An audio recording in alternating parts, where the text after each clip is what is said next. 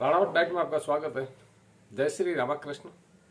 आज आपको मैं बता रहा हूँ व्यक्तित्व जो नपुंसकता से पीड़ित है और उनके इलाज करने वाले 3 प्रकार के, 4 प्रकार के, 5 प्रकार के अनेक व्यक्तित्व हो सकते हैं। पर आज मैं मूलतः 2 व्यक्तित्व बता रहा हूँ जिसमें इलाज करने वाला और इलाज कराने वाला। इस प्रकार से नपुंसकता के जो इलाज करते हैं और इलाज करवाने वाला है, उनमें जो प्रकार है उसमें से मैं आज आपको विशेष बता रहा हूँ कि जो लोग हस्तमैथुन से पीड़ित हैं उनका जो इलाज होता है, और उन हस्तमैथुन पीड़ितों में नामर्दानगी आ जाती है और वो कुछ लोग नामर्दानगी को स्वीकार कर लेते हैं, कुछ अस्वीकार कर लेते हैं। अर्थात इस संसार में एक सिक्के के 2 पहलू हैं, तर्क और वितर्क, वाद और विवाद, सकारात्मक और नकारात्मक। इसमें आज मैं आपको 4 व्यक्तियों की एक पर्सनालिटी के बारे में बता रहा हूं।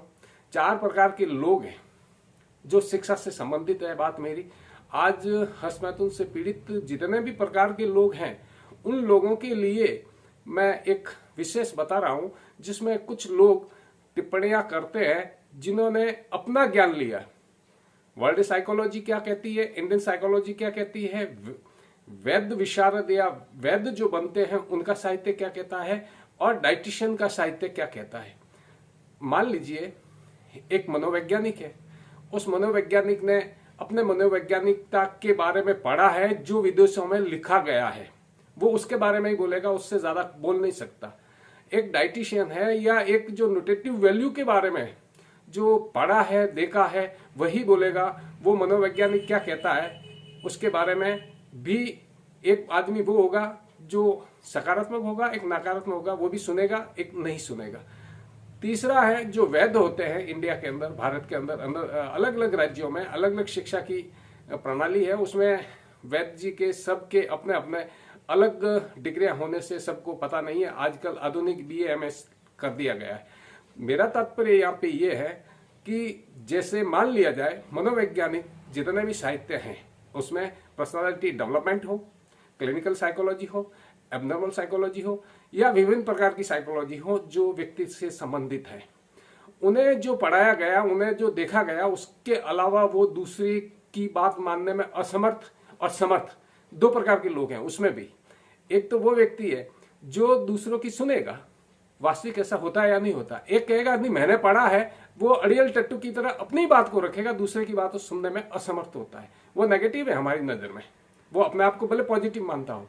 दूसरे जो डाइटिशियन है, मॉडर्न डाइट लेने वाले हैं, उनमें जो डाइटिशियन में पढ़ाया जाता है या बताया जाता है कि प्रोटीन, आयरन, कैल्शियम इनके उपयोग क्या है, पर इस डाइटिशियन विभाग में मॉडर्न डाइटिशियन जो भी देख लेंगे आप, तो उसके अंदर वीर्य बढ़ने के लिए कोई भी प्रावधान आहार का नहीं किया गया है। जिंक, विटामिन, सल्फेट ऐसे कुछ बताए जाते हैं कि आप ये लीजिए, पर हो सकता है उसमें भारतीय शास्त्रों के जो वैकल्प है वो और बढ़ा दिए जाए तो अलग ही चीज होती है। और भारतीय शास्त्रों में क्या लिखा हुआ है वो मैं आपको बता रहा हूं। ये सब जानने से पहले अगर आप मेरे चैनल पर नए हैं, चैनल सब्सक्राइब करें, वीडियो लाइक करें, अधिक से अधिक शेयर करें। मैं डॉक्टर गुणनाथ सिंह राणावत, साइकोलॉजिस्ट और डाइटिशियन, आज आपको बता रहा हूं कि जो 2 प्रकार के व्यक्तित्व है, नेगेटिव और पॉजिटिव, और उसमें भी 4 व्यक्ति है। मान लीजिए एक मनोवैज्ञानिक है, एक डाइटिशियन है जो मॉडर्न न्यूट्रिटिव वैल्यू के बारे में पढ़ा है, और एक वैदराज है जिन्होंने अपने साहित्य में क्या लिखा है वो पढ़ा है। ये 3 है, और चौथा है जो तीनों का अध्ययन किया हुआ है, वो चौथा व्यक्ति है। अब इसमें से चौथा व्यक्ति तो तीनों की परिभाषा को समझ सकता है कि इसमें कौन नेगेटिव है कौन पॉजिटिव है। पर कुछ जो लोग हैं वो मनोवैज्ञानिक जो पढ़ा है, एब्नॉर्मल साइकोलॉजी पूरी नहीं पढ़ी है, क्लिनिकल साइकोलॉजी पढ़ी हो सकता है, और हो सकता है पर्सनालिटी डेवलपमेंट पढ़ी हो, इंडस्ट्री साइकोलॉजी, फॉरेंसिक साइकोलॉजी, बहुत सारे अध्ययन है इसके अंदर। पर तात्पर्य यह है कि उन्होंने इंग्लिश में जो पढ़ा है वो हिंदी वालों को मानने में असमर्थ है।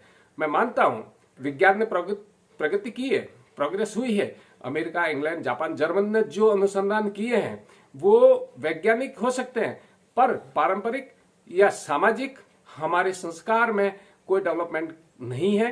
उनका अध्ययन अलग है, उनके समाज अलग है, हमारे समाज अलग है, हमारी संस्कृति अलग है। हमें यहाँ रहना है तो हमारी संस्कृति को हम स्वीकार करेंगे तो हो सकता है हमें रहने में कोई दिक्कत, परेशानी, कठिनाई नहीं होगी।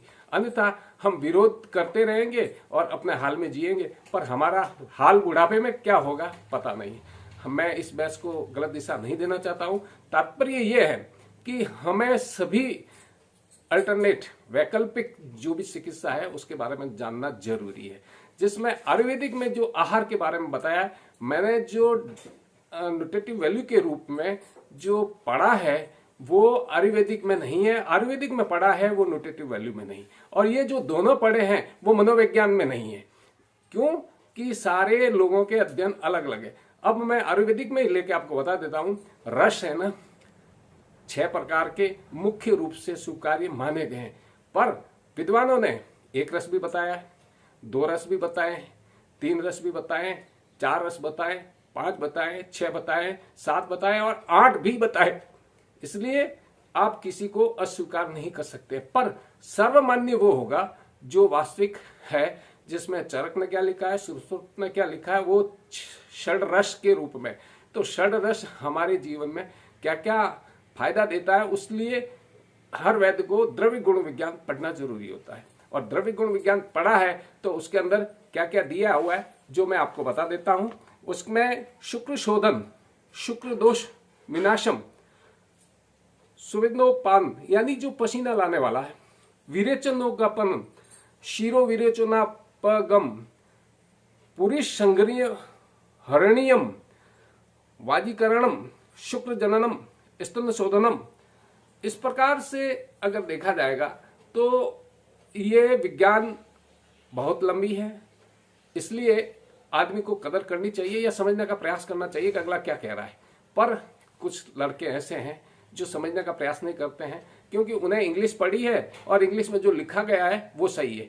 अरे अनुसंधान कोई एक की बपौती नहीं होती है, अनुसंधान किया जा सकता है। अनुसंधान में प्रमाण चाहिए, प्रमाण दिए जा सकते हैं कि इसमें वीर्य कैसे बढ़ाया जाता है, नपुंसकता क्यों आती है, क्योंकि हसमैथुन करने से इंद्रिय छोटी हो जाती है और इंद्रिय छोटी होने से हीन भावना, चिंताएं आ जाती है। चिंताएं कैसे दूर करना ये साइकोलॉजी में पढ़ाया जा सकता है, पर चिंता कब मिटेगी, कैसे मिटेगी ये नहीं बताया जा सकता है। और हर बीमारी की, हर डिजीज की 3 अवस्थाएं पाई गई है, प्रथम अवस्था, द्वितीय अवस्था, तृतीय अवस्था, जिसमें आयुर्वेदिक में बताया गया है प्रथम अवस्था वो है जो साध्य, द्वितीय अवस्था वो कष्ट साध्य और तृतीय अवस्था असाध्य। इस हिसाब से किसी की बिना देखे, बिना परीक्षण किए पहले घोषणा करना भी गलत हो जाता है।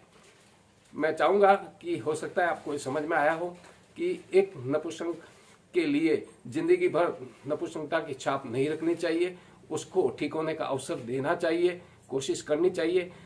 और जो हसमैथुन से जैसे भी जितने भी लोग पीड़ित है उसका निदान होता है, उसमें दिक्कत एक ही होती है कि वो व्यक्ति हसमैथुन जो करता है उसे वीर्य विनाश निकाल देता है और चिंताएं भय बैठ जाता है। और फिर दिक्कत उन्हें ये होती है कि महिलाओं में आकर्षण नहीं होता है।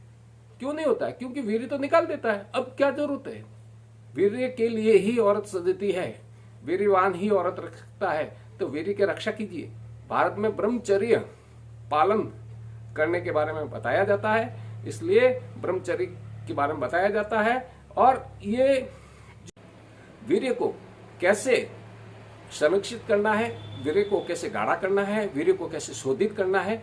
और हसमैथुन से पीड़ित व्यक्ति पूर्ण मर्द है, बस उन्हें सही रास्ते की जरूरत है, सही सलाह की जरूरत है। कोई सार्थक टिप्पणी करेंगे, टिप्पणी का जवाब दूंगा। जैसा खाए अन्न वैसा होवे मन। मिलते हैं नए अपडेट वीडियो में, तब तक के लिए जय हिंद।